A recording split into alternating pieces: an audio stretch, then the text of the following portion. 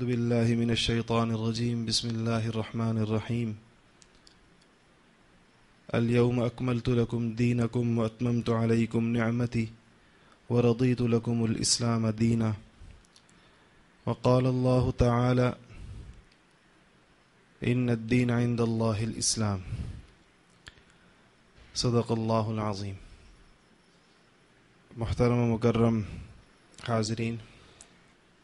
آج اس نشست میں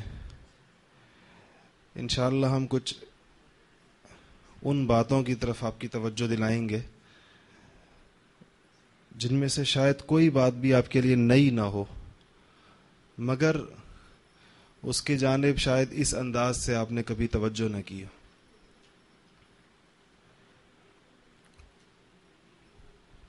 اللہ تعالیٰ کے انسانیت کے نام آخری حتمی اور دائمی پیغام یعنی مذہب اسلام کو 1500 سال ہونے کو ہیں۔ ان 1500 سالوں میں غار حرا کے اس چھوٹے سے غار سے لے کر آج کروڑوں تک کی جو امت ہے، دنیا کے سارے ملکوں میں پھیلے ہوئے مسلمان ہیں، اور مراکش سے لے کر دنیا کے اس طرف کے دوسرے کونے تک حضور اکرم صلی اللہ علیہ وسلم کی جو یہ امت ہے، اس دین نے، اس مذہب نے، جس کو میں اور آپ اللہ تعالیٰ کا پیغام سمجھتے ہیں، اللہ کی جانب سے بھیجی ہوئی چیز سمجھتے ہیں، اس نے اس پوری انسانیت کو، بنی نوع انسان کو کیا دیا؟ حضور اکرم صلی اللہ علیہ وسلم جو کچھ لے کر آئے اپنے ساتھ، جو چیزیں آپ کو ودیعت کی گئیں، ان چیزوں نے انسانیت کو، تاریخ کو، بنی نوع انسان کو کون سی ایسی چیزیں عطا کیں، کون سی ایسی چیزیں ان کو تحفے میں دیں جس سے اس سے پہلے اور اس کے متوازی زمانوں کے اندر بھی انسانیت نے اس کا کبھی مزہ نہیں چکھا تھا، انسانیت نے کبھی اس کا ذوق نہیں محسوس کیا تھا، اس کو پتہ نہیں تھا کہ وہ کیا چیزیں۔ ان چیزوں نے کن مسائل کو حل کیا، ان چیزوں نے انسانیت کو کس معراج پر پہنچایا، کن بلندیوں پر پہنچایا، انسان کے اندر کیا تبدیلیاں رونما ہوئیں، انسان کے کون سے مسائل حل ہوئے، انسان کی کون سی پریشانیاں دور ہوئیں، یہ سوچنے کی چیز ہے۔ اور اس کا فائدہ یہ ہوگا کہ انسان کو حقیقی معنوں میں دین کی قدر آتی ہے۔ حقیقت یہ ہے کہ دین ہماری زندگیوں میں، چونکہ ہمیں دین پیدائشی طور پر ہم الحمدللہ اس آخری دین سے منسلک ہیں، اور پھر ایک ایسے معاشرے میں رہتے ہیں جہاں ویسے ہی زیادہ تر لوگ مسلمان ہوتے ہیں، زیادہ تر لوگ مسلمان الحمدللہ، اس لیے ہمیں کبھی وہ پوری قدر نہیں پیدا ہوتی کہ یہ کیا چیز ہے جو ہمارے پاس ہے اور کس حیثیت کے ساتھ ہے، اس کی کیا ذمہ داری کیا ہے، اس کا مطالبہ کیا ہے، اور دنیا اس سے کیسے محروم ہے۔ جو لوگ اس سے محروم ہیں ان کی محرومی کس طور کی محرومی۔ مجھے اس موقع پر مفکر اسلام مولانا سید ابو الحسن الندوی صاحب رحمۃ اللہ علیہ کا ایک مقالہ یاد آ رہا ہے جو انہوں نے کئی کانفرنسوں کے اندر پڑھا جب نئی صدی ہجری شروع ہو رہی تھی۔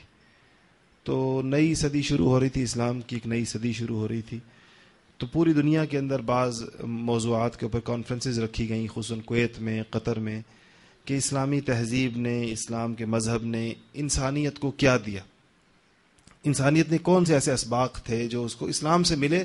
اگر اسلام نہ ہوتا دنیا میں تو یہ پوری انسانیت، یہ جو اربوں کھربوں انسان دنیا میں ہے، وہ اس ساری چیز سے ناواقف رہ جاتے۔ تو اس پر کچھ چیزیں انہوں نے منتخب چیزوں کو گنوایا، کہا کہ یہ وہ چیزیں ہیں جو دنیا نے اسلام کی وجہ سے دیکھی، جانی، پہچانی، اور بہت سے لوگ دیکھا اور جانا اور پہچانا تو سب نے، اور بہت سو نے مانا، بعض نے نہیں مانا۔ جنہوں نے نہیں بھی مانا، ان میں سے جو لوگ منصف مزاج ہیں، جن کے اندر انصاف ہے، وہ اس بات کو تسلیم کریں گے کہ حقیقت ایسے ہی ہے کہ اس چیز کا تعارف اسلام نے کرایا اور مانا ہے۔ انہوں نے بہت سے مستشرقین کے حوالوں سے یہ بات لکھی ہے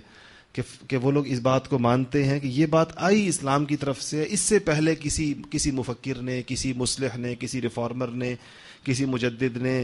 اور کسی بڑے سے بڑے مذہب کے بانی نے، اس کی جانب سے یہ چیز دنیا کو نہیں دی گئی۔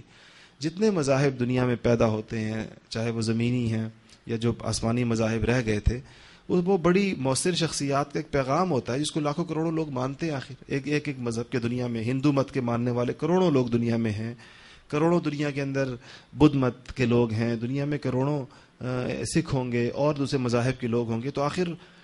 ان مذاہب کے بانیوں نے بھی کسی چیز کی طرف دعوت دی ہے نا, کسی چیز کی طرف بلایا ہے جس کی جانب لاکھوں کروڑوں لوگوں نے لبیک کہی ہے, اور لوگ گئے ہیں ان کی جانب اور آج بھی اس مذہب سے وابستہ ہیں. تو جو چیز انہوں نے فرمایا کہ جو چیزیں اس میں گنی جائیں اور اس میں سے منتخب چنیدہ خاص چیزیں لی جائیں وہ کون سی ہوں گی, تو سب سے پہلی چیز جس کو دنیا نے اسلام کے ذریعے سے پھر سے پہچانا, یعنی آئی تو تھی دنیا میں, بھیجی تو گئی تھی, مگر اپنی خالص اور اصلی شکل کے اندر محفوظ نہیں تھی. اور اللہ تعالیٰ کا اللہ کا جو بھی پیغام آتا تھا, جو بھی نبی آتا تھا, پیغمبر آتا تھا, اس کی دعوت کی بنیاد اور اساس اسی پر ہوتی تھی. مگر امتیں بہت جلدی اس کو فراموش کر دیا کرتی تھی, اور بہت جلدی اس کا جو صاف اور شفاف چشمہ ہوتا تھا اس کے اندر اور افکار ڈال دیا کرتے تھے اور خیالات ڈال دیتے تھے, جس سے وہ میلا ہو جاتا تھا. وہ بنیادی اور اولین اور سب سے اہم ترین دعوت یا وہ تحفہ جو اسلام کی جانب سے انسانیت کو دیا گیا وہ توحید کی دعوت تھی.